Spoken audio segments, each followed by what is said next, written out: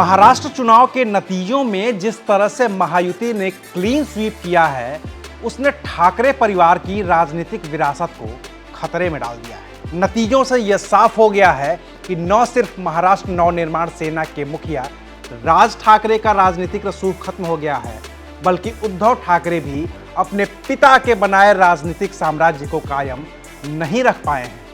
ऐसे में सवाल है कि परिवार के बंटने से जो वोट कट गए हैं, या वो एक होकर फिर से सेफ हो सकते हैं। यानी कि सवाल ये है कि क्या बाल ठाकरे की राजनीतिक विरासत को सहेजने के लिए राज ठाकरे और उद्धव ठाकरे फिर से एक हो सकते हैं, या फिर अब असली शिवसेना का जो ठप्पा एकनाथ शिंदे ने अपने कंधे पर लगा लिया है, वो हमेशा हमेशा के लिए अमिट हो गया है। नमस्कार, मैं हूं अविनाश और आप देख रहे हैं एबीपी लाइव। शिवसेना के संस्थापक बाल ठाकरे ने जब अपने बेटे उद्धव ठाकरे को अपना उत्तराधिकारी बनाने की बात शुरू की, तो भतीजे राज ठाकरे नाराज हुए और इतने नाराज हुए कि बाल ठाकरे के रहते हुए ही वो परिवार से अलग हो गए, अपनी पार्टी बनाई और नाम रखा महाराष्ट्र नवनिर्माण सेना, यानी कि मनसे। 2006 में पार्टी बनाने के बाद साल 2009 में जब विधानसभा के चुनाव हुए, तो मनसे को कुल 13 सीटों पर जीत मिली।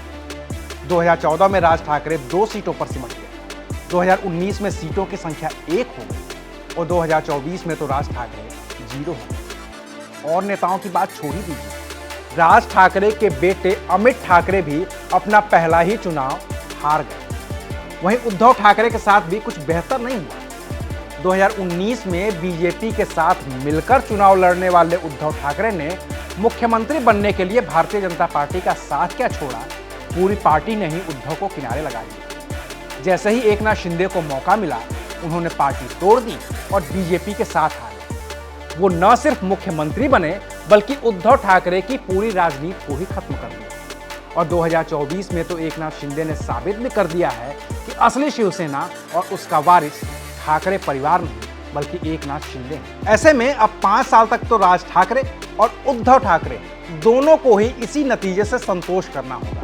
और अगर उन्हें बाल ठाकरे की विरासत बचानी है, फिर से महाराष्ट्र में शिवसेना का वर्चस्व कायम करना है, फिर से खुद को साबित करना है, तो शायद उनकी एकजुटता ही इसमें मदद कर सकती है। आखिर प्रधानमंत्री मोदी भी तो कहते हैं कि एक हैं तो सेफ है।